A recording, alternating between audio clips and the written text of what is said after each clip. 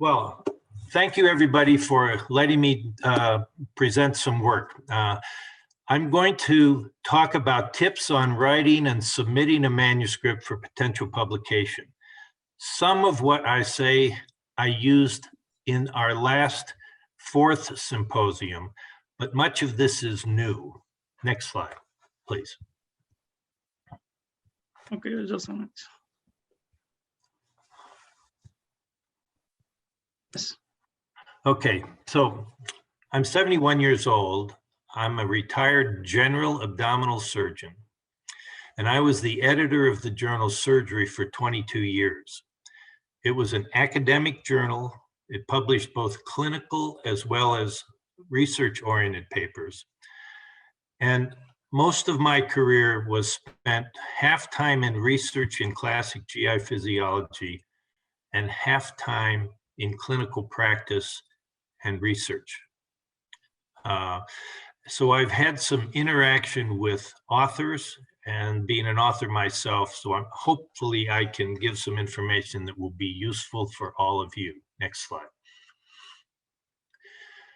Now, I understand that there are many countries and many languages involved, so I will do my best to speak slowly. I really want this session to be informative, interactive, and useful to all of you. So I've selected what I hope to be the most important points for a broad audience.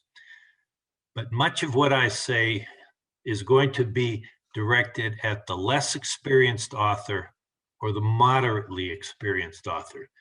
But even if you've written a number of papers, I hope some of what I say will be useful. Next slide.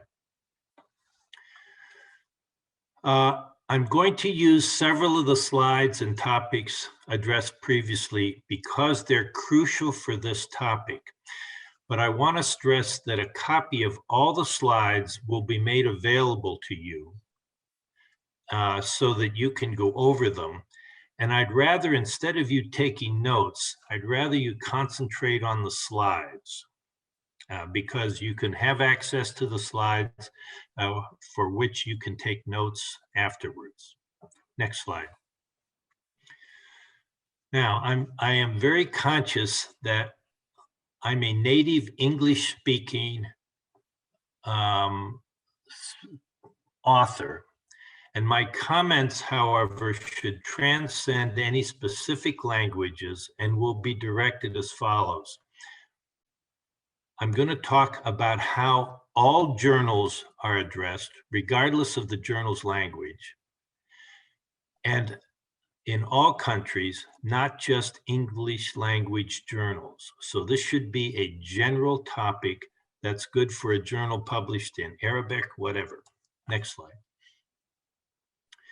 Now, my outline is going to be as follows. I'm going to spend most of the time on talking about how to organize a manuscript, and I'm going to give an outline that hopefully will be easy to follow and useful for you.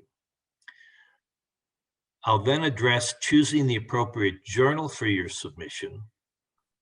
I'll briefly address clinical versus basic science submissions.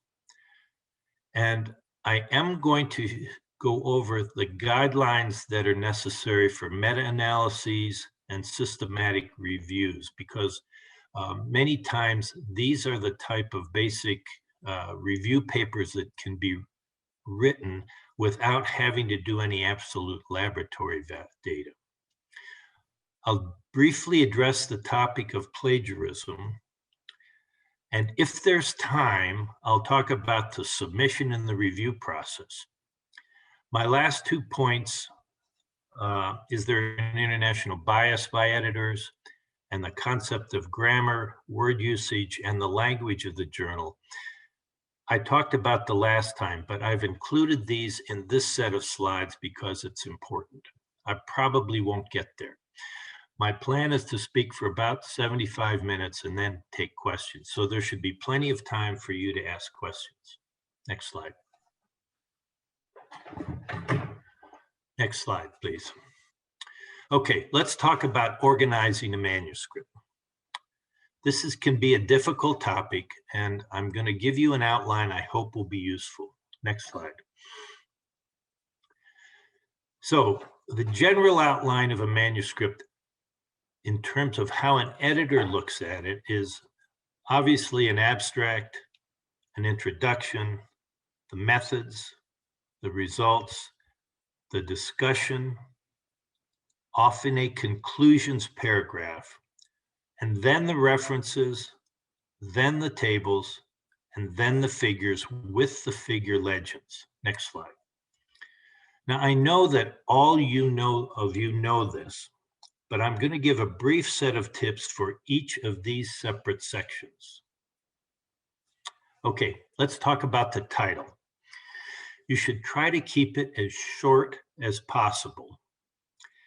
Concentrate on using keywords that the reader will be interested in. Next slide. If this is a randomized controlled trial or a prospective trial, say so in the title. That's a highlight for people that are interested in it. If it's a meta-analysis or a systematic review, and when I say systematic, I mean systematic review, not just a general review, but a systematic review, put that in the title too, because a lot of people will be focused on meta-analyses, systematic reviews, or randomized controlled trials. Next slide. Now, think a little bit about your title. Make it interesting, something that catches the eye, but keep it clinical or scientific. Don't exaggerate in the title. I think you'll see many papers that ask questions, but a lot of readers don't like questions. They would prefer statements of whether there is or is not an effect. Next slide. Now, I'm going to give you an example. A type of a title that asks a question is this: does C. diff respond to fecal stool transplant? Well, that's a question, and it doesn't tell you what your study shows. Next slide. Contrast that with C. diff responds positively to fecal stool transplant. That catches the eye a bit more. So spend some time on the title. Next slide. Okay, now the abstract. This is really important. Try to put a hypothesis and an aim in the abstract.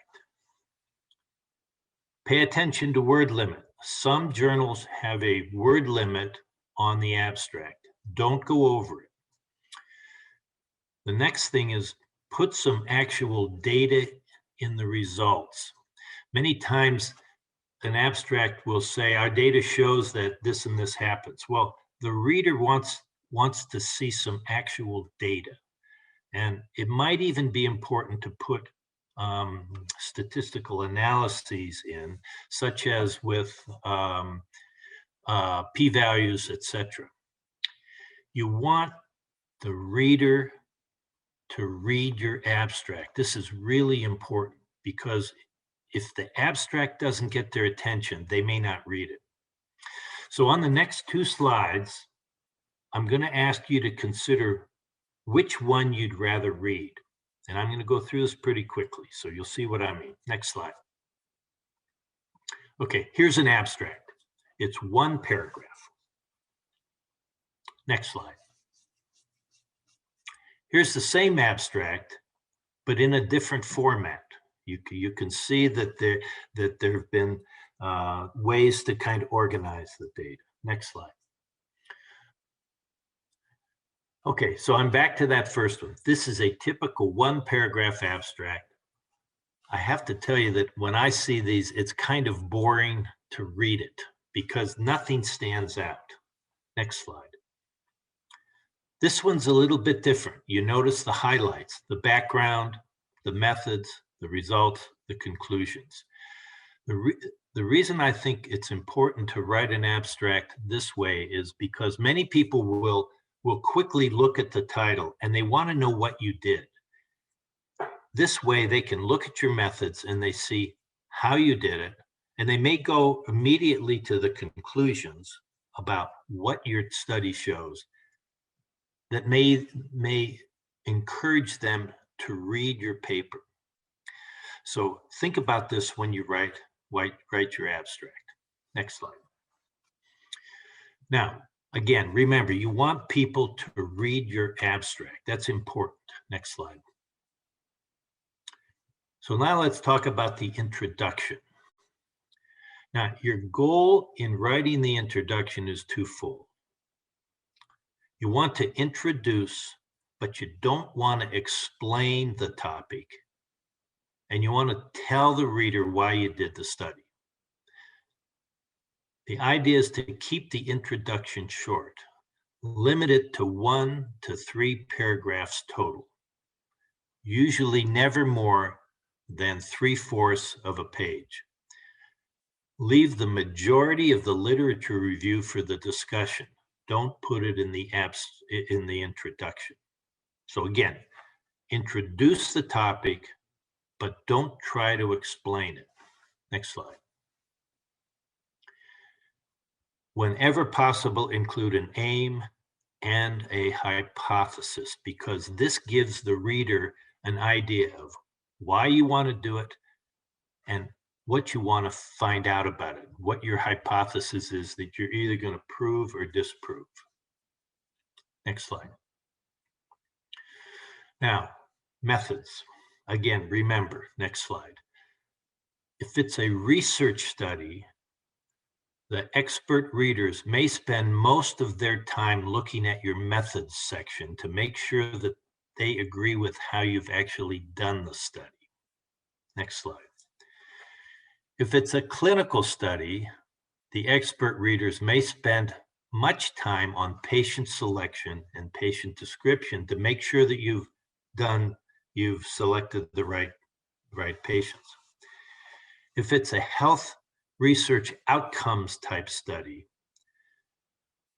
be certain that the reader will look at your database very carefully to make sure that you've used a database that's appropriate for the type of study that you're doing.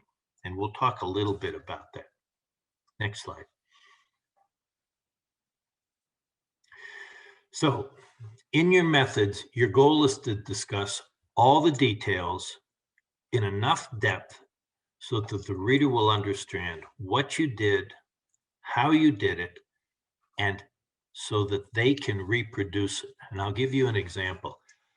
I took over a research study that one of my previous colleagues had done, and I followed what that colleague had written in a previous paper on how this person did the study. I worked exactly off the method section that this person had written, and I couldn't get the experiment to work. I spent about a month, and finally this person came back to our institution, and I had them come with me in the lab. And as I started to do the experiment, I added a bicarbonate when the previous paper had suggested it. And she looked at me and said, well, you can't put it in now because the experiment won't work. I wasted a month following exactly what had been written previously. So be careful to be precise in what you did and how you did it, because other authors may want to reproduce it. Now, you'll often see in the methods section, when the author describes the method, they'll give a reference. Add a reference if necessary, but no matter whether you have or do not have a reference, summarize each method briefly. Because if you only give a reference, many people may not have access to the internet to read it. So summarize each method briefly. Next, describe every analysis that you did in the results section, every single one. That way, you don't need to describe the methodology in the results section. Next slide. Okay, now if it's a human study, be careful to discuss the patient cohort in enough depth, and this may vary with your topic. Discuss the patient consent, and don't forget to discuss that it was approved by your institutional review board, the IRB, or your ethics committee, because virtually every journal now, when it's a human study, requires this. If it's a prospective study, whether it's randomized or just an observing prospective study, it needs to be registered on a public website. Now, almost every journal requires this now.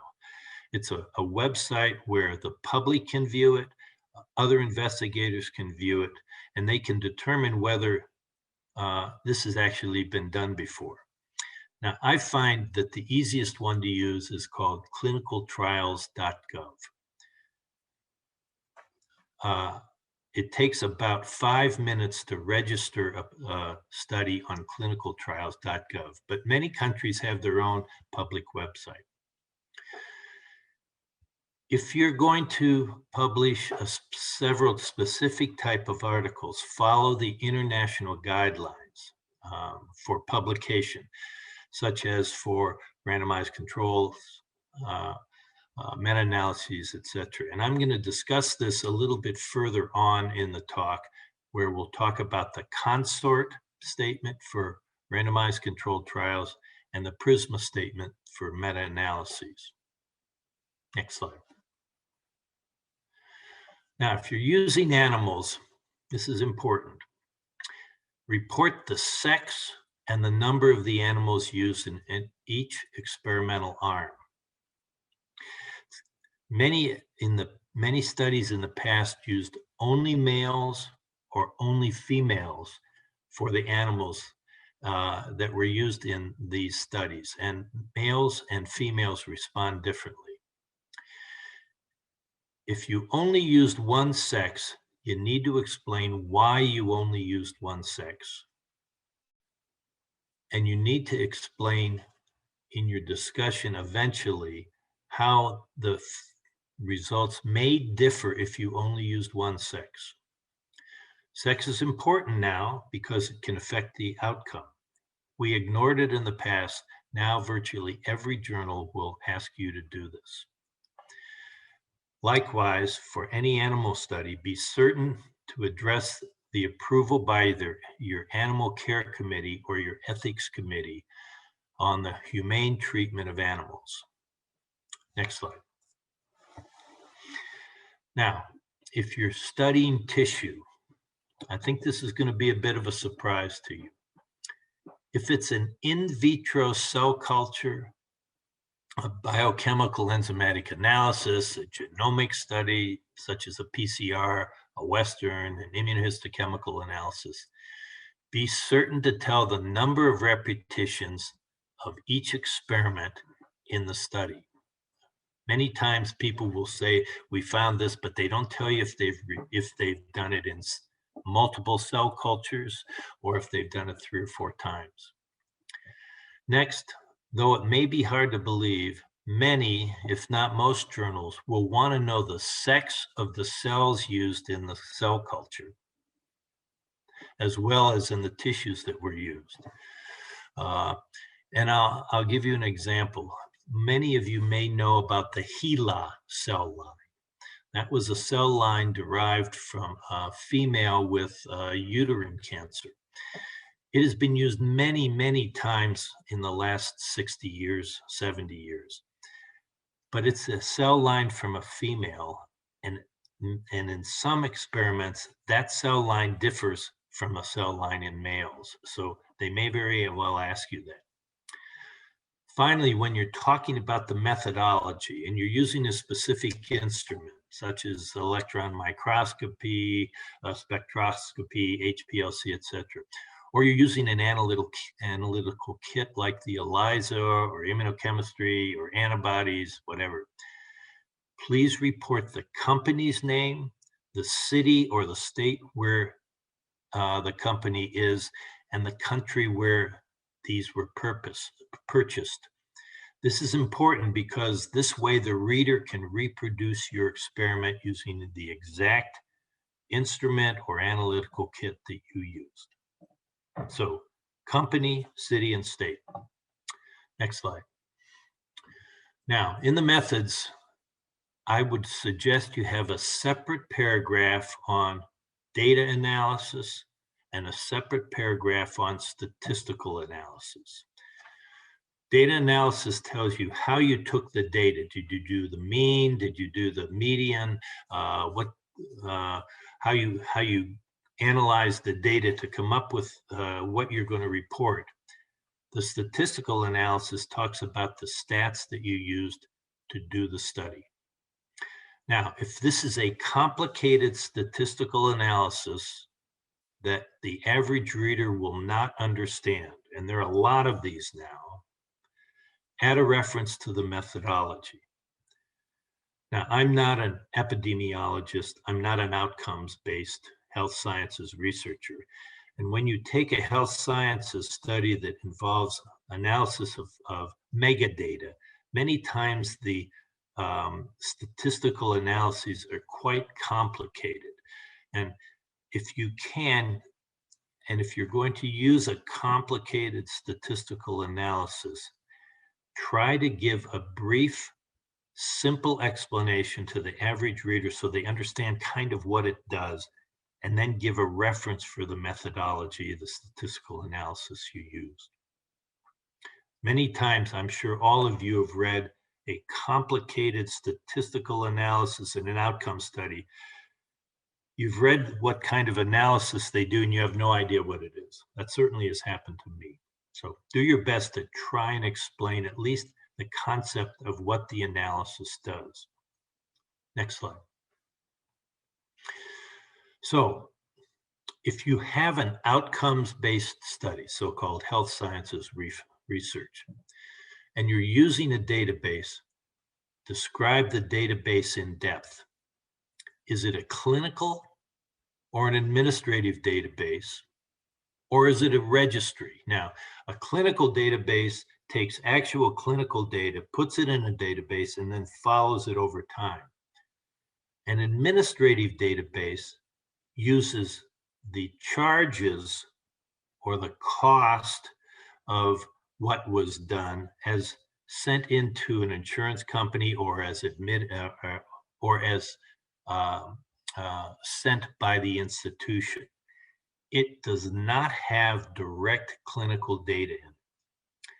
A registry is not really a time database. It may tell you how many people were studied at any one time, but it's not really a time-developed database.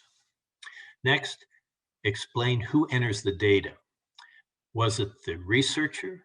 Was it a nurse? Was it a data entry person? Address the question of whether they're biased. Were they blinded? Were the people that entered the data blinded, or were they the actual investigators? Unfortunately, that's a potential problem. Next, has this database, nope, go back a slide. Has this database been validated, screened, or reviewed for accuracy? So if you have a database at your institution, does somebody look at it each year to make sure that the data seem reasonable? Or have you checked if the data were put in by a database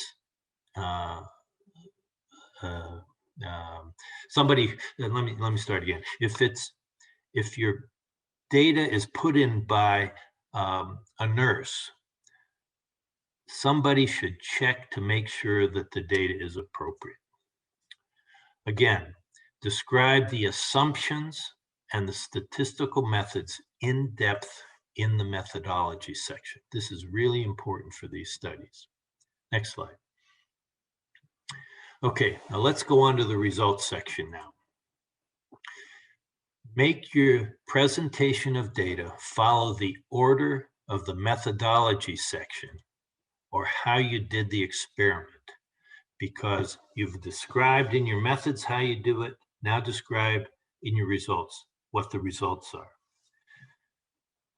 Report everything that you describe in the methodology section. If you describe an immunohistochemical methodology, it needs to be in the results section. Many times, if the results don't seem to agree with what the author wanted, they leave it out. Well, a good reviewer will notice that. Be careful to report the findings without emotion or exaggeration. Let the data speak for themselves. Next slide. The other thing is save your interpretation of the data for the discussion. Try not to interpret the findings in your results section because the interpretation is limited to the discussion section. Next slide. Now, in the results, do your best to provide the important actual data in the text. Don't only refer to tables or figures because that requires the author to look at it. That requires the reader to look at a table or to look at a figure to see the actual data. Now, you don't have to provide all of the actual data in the text, but put the important parts in it. So, for instance, let's say you've done a study and you're interested in the 5-year survival. Don't say, as you see in the table, the 5-year survival is better in group A versus group B, because the reader wants to know what the actual survival was in group A and what the actual survival was in group B. So put the important actual data into the text. Next, when you're providing the summary data, add in the variances. That is the standard deviation, the interquartile range, the actual range, whichever one is appropriate.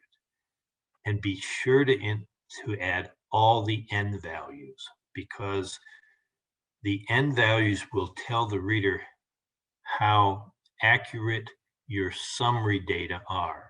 So if you have an n of 3 people, you really can't do any statistics on it. If you have an n of 5, you really cannot do a parametric analysis. So the n values are important. When you're analyzing your data, be cognizant of whether the data are normally distributed or not. If the data are normally distributed, use a parametric analysis. In contrast, if the data are not normally distributed, you really have to use a non-parametric analysis. Thus, this affects whether you use means or medians, whether you use standard deviations or interquartile range, as well as the statistical analyses that you use. The reviewers will recognize this. And a good example is, being a surgeon, duration of postoperative stay. That is almost never normally distributed. So you should consider a non-parametric analysis for that. Next slide. Next slide. Okay, now I'm going to give you a general overall summary of the discussion, and then I'm going to talk specifically about this discussion section in some depth. So in terms of a general summary, you want to start with a short summary of the findings. You want to discuss your findings in the context of the previous literature. We don't want you to just repeat the findings. We want you to discuss how your findings are pertinent from the previous literature. You should describe your data in terms of how your data do or do not agree with the literature. And you really need to discuss all the appropriate literature, whether it agrees with you or not. Let the data speak for itself. Do not exaggerate your findings. Next slide. Limit your speculation. Many times at the end of a discussion section, there'll be The author will go on to try and give their thoughts on how this is important without any data to support it. If you want to put your speculation or what you think really is happening in, but you don't have any data to support it, acknowledge it that it's your speculation. It's not based on your data. Now, almost every paper today needs a limitations paragraph. Keep that in mind. That's almost always the next to last paragraph. And then consider ending your discussion with a short, focused conclusions paragraph. Now, the conclusions are not a rehash of the results. The conclusion paragraph is what you've concluded from your study. Next slide. Okay, now, the discussion is often the hardest part for the less experienced writer. So I'm going to give you a suggestion of a general outline that's appropriate for most all discussion sections. Next slide. I'm going to spend a little time on this. Usually, the first paragraph of your discussion is a brief summary of the important findings. Not all of the findings, but the important ones. It should be a relatively short paragraph, and it should be brief in terms of how many findings you describe as being important. You don't have to put everything there, but select 2 or 3 of the most important findings that you're going to use when you talk about your conclusions. The second paragraph usually addresses how your findings agree with the literature.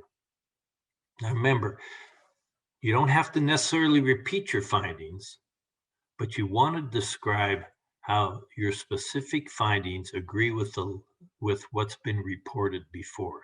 Because many people who read your paper have written on the topic, and they're going to see if you've been accurate and honest with how your findings agree with the literature.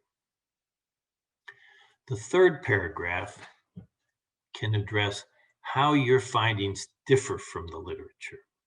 And again, there may very well be some studies that report findings that are quite different from yours or contradict yours. You've got to include those studies as well. Again, many authors will have written on this. They may have come to some conclusions that are different from yours. You need to acknowledge them, even if the literature does not support your findings. Now, after the first 3 paragraphs, the fourth and maybe 1 or more paragraphs, you can use to discuss any new or interesting findings that have come out of your study that may or may not have been reported before. Try to limit this and try to stick to what you can support by your findings. Again, don't exaggerate. Be careful how many interpretations you have that may not be supported by the data from your study. The 5th paragraph, or the next to last paragraph, is a limitations section. Every study has limitations. Next paragraph, next slide. I'm going to repeat this. Every study has limitations. Put them out there. Don't make the editor or the author or the reviewer ask you for the limitations of your study. So every study has limitations. Put them out there. And finally, the last paragraph is the conclusions. And I'll repeat what I said before. The conclusions are not your results. The conclusions are what you have concluded from your experiment that's important. Next slide. Remember, not the findings. Okay, let's talk about references. You really have to include all the crucial, important references, whether they support or do not support your study. Next slide. All of these need to be reported, even if they disagree with your findings. Try to keep the number of references short, but sometimes you need a long list of references, but make sure they're appropriate. Next slide. This is important. Check and double check your references. Next slide. Check them for accuracy. Do you have the right journal number? Do you have the right page numbers? Do you have the right year?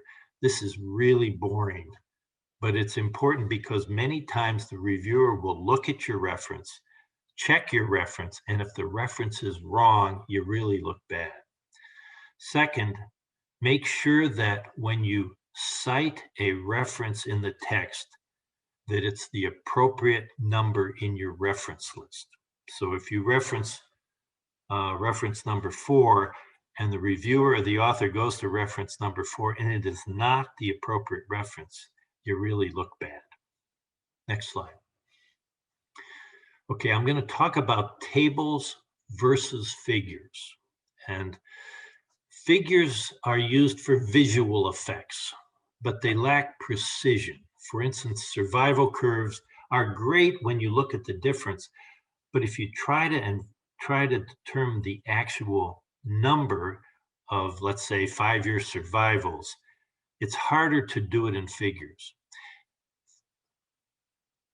Figures are great for trends over time or trends with doses. Next slide. Tables, in contrast, are important for data, especially for scientific studies, and especially when you have a lot of data. You got to remember that figures are more expensive for the journals to publish, whereas tables are cheaper, and they're especially good when you have lots of data. Next slide. Now, when you have a table, check all the columns. Be certain that the numbers are lined up appropriately under the column. Be sure to define every abbreviation that you use in the table in the footnotes, even if it has been defined previously in the text. So when you start out with tables, if there's an abbreviation, define what the abbreviation, even if you've defined it previously in the text. Importantly, the footnotes under the table should define the units of measurement in the table, because if you give a number in the table and you don't describe whether it's milligrams per liter or moles per liter or milligrams per deciliter, the author won't, or the readers won't know that. Next slide. Also, the footnotes should include your statistical analyses, not necessarily the type of analysis, because you've defined that in your methods, but it will define whether or not it's statistically significant. So p-values, confidence intervals, etc. Next slide. Now, tables are really hard to construct, so spend time on them. If it's a complicated table, have one of your colleagues look at it and say, can you understand what's in this table? Is it clear? Have I given enough explanation of the abbreviations, etc.? Because if you're going to use a table with a lot of data, some readers are going to look at that table very carefully, and they're going to interpret whether or not you've shown what you want to show by what you report on the table. Next slide. Now, figures. This is important. If you're writing up your manuscript for study and you've given this as a talk, do not tend to use all the slides that you've used as figures. Okay, now what do I mean by this? Talks, when you give a talk, you can't really show all your data. And most of your slides are visual abbreviations of what you did in that study because it's easier for the audience. You really never want to put a big complicated table up in a talk. So you tend to use slides that are figures that abbreviate the data. Now, for your manuscript, it's different. you really need to show all of your data. And this usually requires tables and even long tables that you would never give in a talk. Next slide. So let me give you an example. If you have a figure with just 2 or 3 simple comparisons, for instance, you're doing an operation and you're comparing the 5-year survival in group A versus group B. That's a very simple figure. It's great for a talk, but it's not good for a journal. And the reason is, again, figures are expensive for the journal to publish, and the really focused reader is going to look at your data and they're going to want to see the mean or the median and the variance that goes with it. So a figure with an effect at 1 day or at 2 days and 3 days, which is great for a talk, you can put those data into the text of your manuscript. So the reader will read it, they can see the data and compare it there. They don't need a figure. Next slide. So do not add these data as a table, just add the data to the text.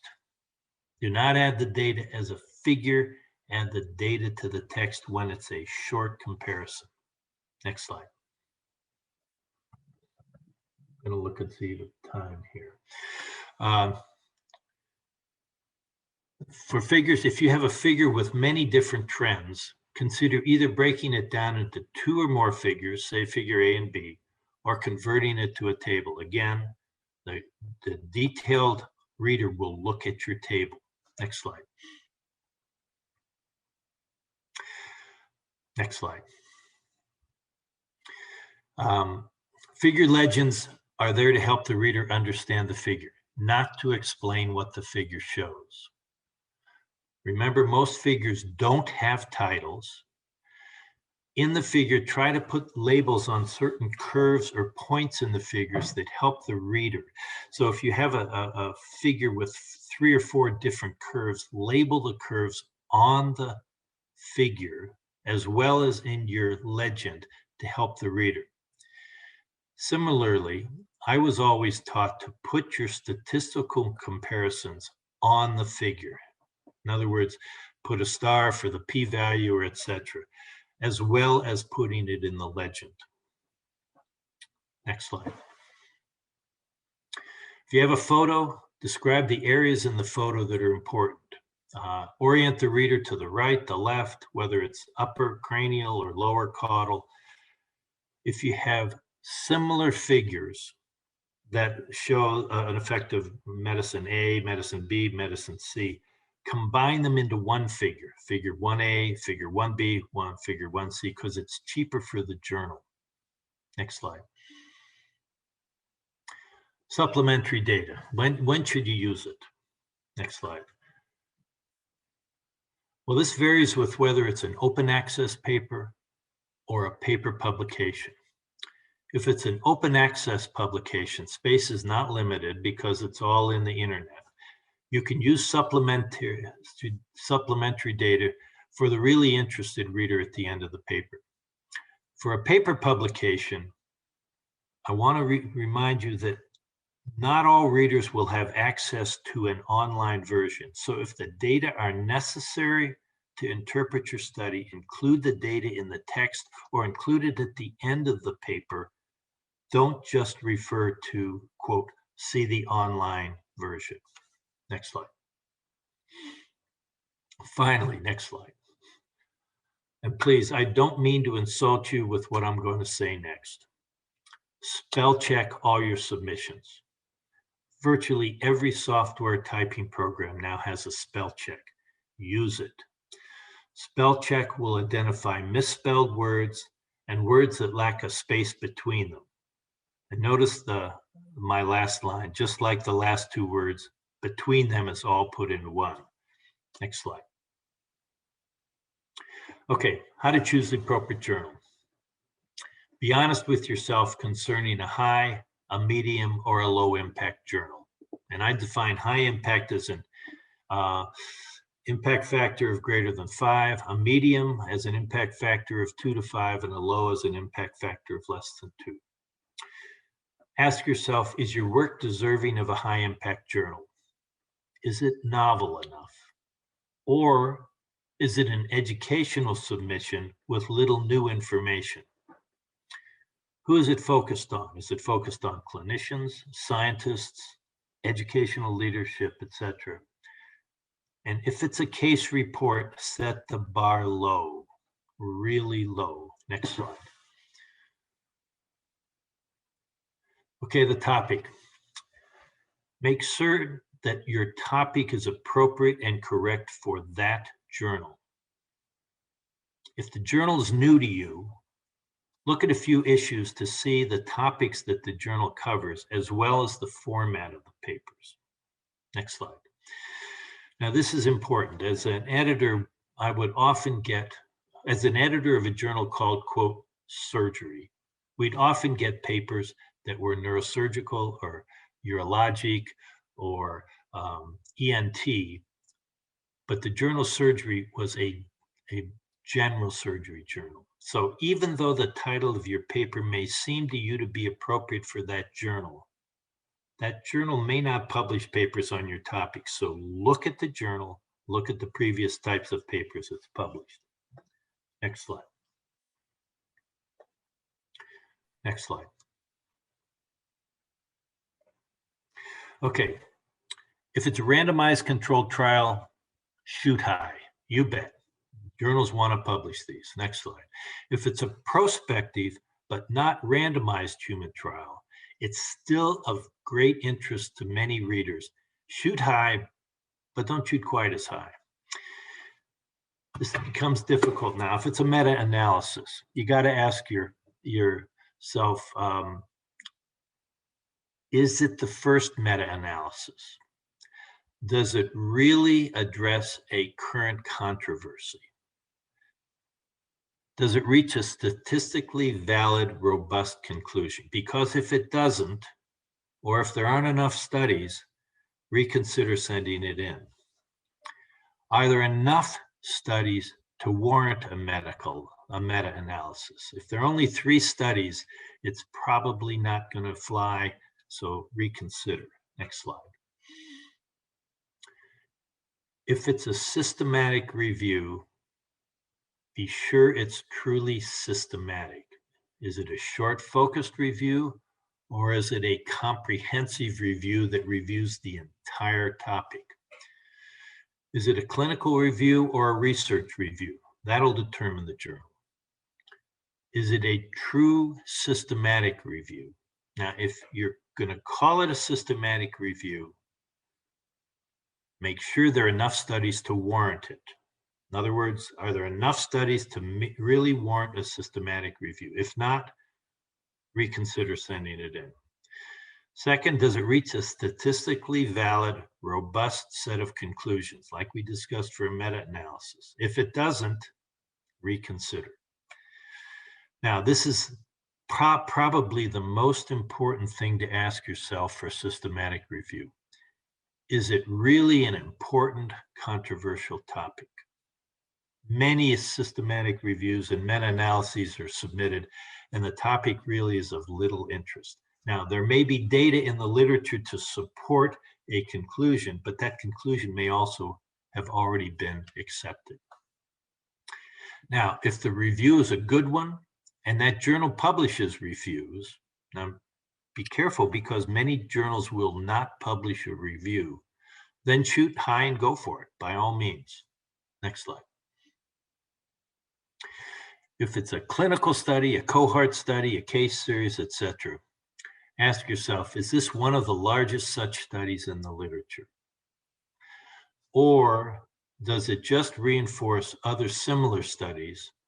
Or is it a see what I can do, or see I can do it too? Because if it's the latter, you're going to have to go to a lesser journal. Next, do you have enough patience to make a valid conclusion? If you don't, do you really want to submit it? Finally, will your work possibly change therapy? If so, Go to a high-impact journal. You bet. Journals love to publish things that change therapy. Next slide. Next slide. Okay, health sciences research. This involves the large database studies we've talked about, or what I'm going to call big data or mega data. If it's a clinical database, is it a national or international database? And does it involve clinical data from patient records? And if so, it usually involves electronic medical data. If it's an administrative data, it involves financial records from insurance claims or payments by the institution. And these administrative databases do not mean that the patient medical records themselves were reviewed for details or for classification and grading of risk. These administrative databases usually use surrogate markers of patient risk, comorbidity, etc., which limits the interpretations that you make. The administrative databases lack individual granular patient data. So when you're thinking about health sciences research, be careful that you use the appropriate database. Next slide. The type of database is absolutely crucial for the topic that you're studying. Next slide. Now, if it's a case report, I'm going to tell you right now, this is a difficult topic for me to discuss. You need to realize that it's very hard to get published in a non-open access journal for a case report, even if it's a good, interesting case report, and even if you've done a detailed literature review. Most journals do not publish case reports. Next slide. Now, it's not impossible, but it's very hard. Again, make certain that the journal you're going to send it to publishes case reports. A focused literature review helps, but keep it focused. Don't make it 4 or 5 pages. Don't get fooled into thinking that because it is the first such case report that the question is important. In other words, let's say you have a patient who has a GIST tumor as well as a gastric adenocarcinoma. Well, unless you have good data to support that one affects the other, the fact that they occurred together is probably happenstance. It's probably not important enough to publish. New paragraph. I'm sorry, new slide. Next slide. Be honest with yourself. Most case reports will end up in an open access journal. Next slide. But remember, starting by publishing in an open access journal is a great way to get started. You learn the system, and though these case reports do not get much visibility, they are much easier to publish in an open access, and they show interest and work on your part for your institution, for your department. So don't necessarily say, well, I don't want to publish in an open access journal. If it isn't really top-notch case report, publish it in an open access journal. Next slide. Okay, how does a clinical paper differ from a basic science paper? Now, clinical papers try to have a hypothesis, try to have an aim or goal. They may be educational. They may be more descriptive, or what I'm going to call phenomenologic. In other words, what did you see in this clinical study? They're going to have an IRB or an ethics committee and a patient consent forms addressed. Next slide. Now, a basic science journal is different. It also requires a hypothesis. It absolutely requires an aim and a goal, and it's going to have to involve hard science. Next slide. Basic science papers should be mechanistic and hypothesis-driven, not phenomenologic. In other words, this is what I saw.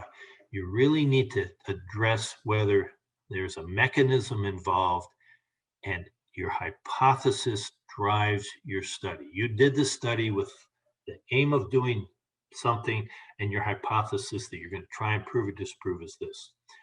Clinical papers, it's great to have them, and you should, but sometimes you can't come up with a mechanism. You're going to come up with what I call descriptive studies. Next slide. I'm going to give you an example. For a clinical paper, a good goal is, our goal was to determine the morbidity and mortality of this operation. That's a perfectly fine goal for a clinical paper. Next slide. Now, for a basic science paper, it's different. If you have your goal as, quote, we wanted to determine the effects of this drug on outcome of this malignancy. This is not hypothesis driven and it's not mechanistic. Next slide. So this is not a good basic science goal. It's better worded as, our hypothesis was to determine the mechanism by which our drug acts on beta-catenin to inhibit the growth of this malignancy, like gastric cancer. It's a different way to word your aim or your goal in your hypothesis. Next slide. Okay, I think it's important that I address briefly the use of guidelines for meta-analyses and systematic reviews. Next slide. Okay, we're going to talk about specific types of submissions and the requirements for RCTs and meta-analyses. Next slide. Okay, if you're going to write an RCT, today you need to follow the Consort Statement. And if you don't know what that is, Google it and follow it. It's a 25-item checklist, and it involves things that you need to get into either your manuscript or for the editor. And the most important ones, I think, are the study must be registered in a national or international registry that is open to the public. It has to be registered before you submit it. Second, if it's an RCT, you have to have a power statement. You can't get an RCT published if you don't have a power statement. Next, there's a so-called consort flow diagram that involves patient or data selection. And it's how many were considered, how many dropped out, why they dropped out, etc. You need that in an RCT. Next, you need to explain the technique of randomization. Was it computer generated? Was it every other patient? That's important to assure the reader that there was no bias in patient selection. Next, you have to at least address whether there was or was not a so-called Data Safety Monitoring Board, DSMB, and whether there was an interim analysis that involved criteria for stopping the study. Now, if it's an RCT and you're going to have 100 patients, usually after the first 20 patients, there's a Data Safety Monitoring Board that involves experts that are not part of the study that determine whether or not one technique versus the other is doing better. They'll do an interim analysis, and if in the interim analysis, usually when about half of the patients have been entered, if there's a markedly statistically important difference between the two groups, the study will be stopped. You got to address a DSMB.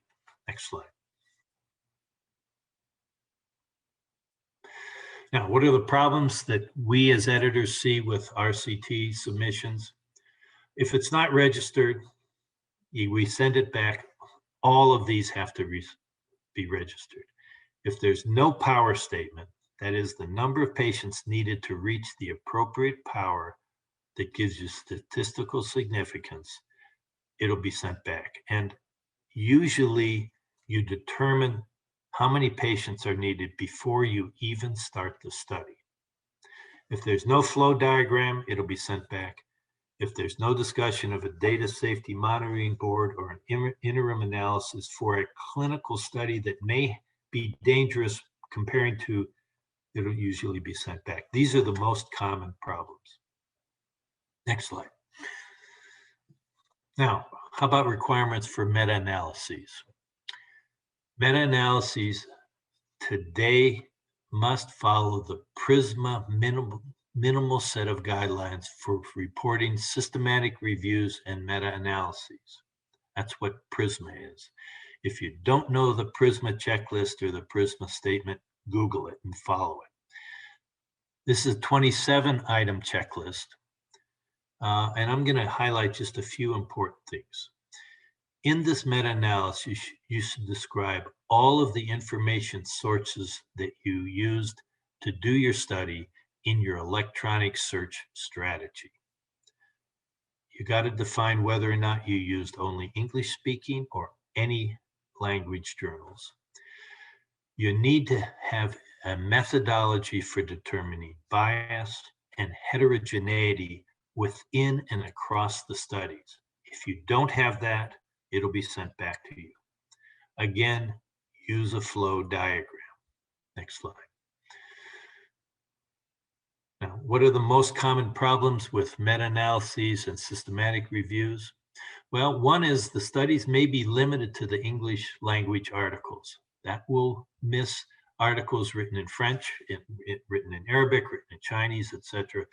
You got to define if you're only using English articles. If there is no analysis of bias or heterogeneity, it will be sent back. Now, this is really important.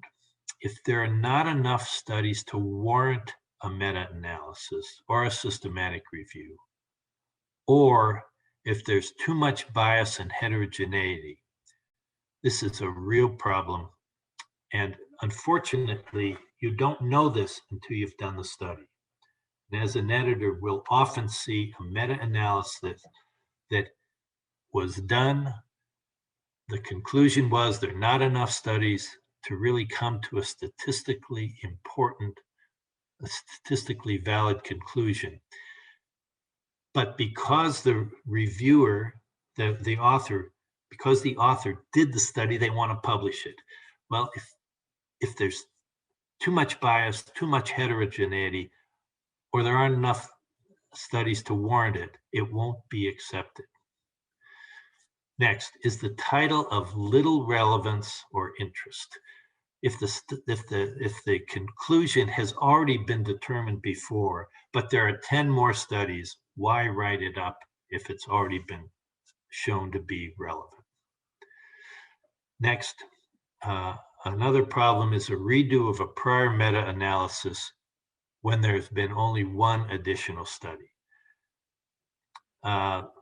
Again, that's a problem. If you're going to redo a prior meta-analysis, you have to show that there have been enough additional studies that either add to the previous conclusion or take away from it. Next slide. I'm looking at my time. I've got about 3 more minutes, so I'm going to just address the concept of plagiarism. Next slide. Okay. This is a common misunderstanding to authors, but unfortunately, it can also be used consciously by authors who copy other authors' writing because it says exactly what they want to say. And there are some languages that are completely different than English, and many times an author from one of those languages reads something in English or in Arabic or whatever the journal that they're going to send it to that says what they want to say, and they copy it exactly. You can't do that. So the legal definition of plagiarism is the following: when a writer deliberately uses someone else's language, ideas, or other original material without fully acknowledging the source. So I'm going to discuss this a bit more. Next slide. Now, if the journal owns the copyright, and most paper journals now own the copyright. Reproducing your own words or another source without acknowledging that source is still plagiarism. Now, what that means is if an author uses his or her identical words from a past publication, either in a book, a journal article, on a website, even if those words are by the author themselves, but the copyright is held by the publisher, then it's considered plagiarism. Next slide. So I'm going to repeat that again, but in a little different way. If an author uses his or her identical words from a past publication, even if the author wrote that, but the copyright is held by the publisher, then it is plagiarism. And this is a hard topic for many authors to understand. I often saw them writing back and they say, I wrote it, therefore it's my own work, my own intellectual property. But the editor's response will be, no, the copyright is held by and owned by the publisher. Now, if you want to quote something, put the phrase in quotes, but you have to cite the reference, even if it's your own. Next slide. Now, how can you avoid this? Well, you as an author can put the quotes around the phrase and then reference the source. That's perfectly acceptable as long as you quote it and you reference the source. In contrast, if you use large sections of other authors' works, or even of your own, that are copied directly from another source, this is never appropriate, and the submission will be rejected immediately. Remember, journals have a software program where they look for plagiarism and overlap. And if you do this, you may be censored for a certain amount of time, 1 to 3 years from submitting an article to that journal again. So be careful with plagiarism. Next slide. How can you avoid it? Well, what about common methodology? Let's say it's a cell culture or a flow cytology or an ELISA or whatever. The best approach is not to copy it exactly, but just rephrase it. Use different words or phrases to say the same thing. Just make it look different. Next slide. Okay, I think my time is up now. The rest of the topics I was going to talk about, such as the journal decision-making process, word usage, etc. They will be available in the copy of the slides that you'll have access to.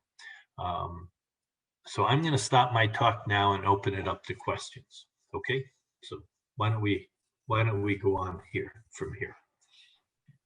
Thank you, Sarr, for your nice presentation. If you have anything you want to add, you can add until you receive the questions. I received several questions in private message, and I think in the public one you have also a few questions. But if you have anything to add, you can add. And if you want to directly answer the questions you are seeing, you have time to answer. Many thanks again and again, and all the participants. Surely thank you for your nice presentation. And if you see any question, you can answer directly. Okay. Do you want me to look at the questions? If you do that, I'll be very thankful, because it is in front of you, some of them, and I have received some in private. Let us finish those you are seeing. Later on, I'll read mine.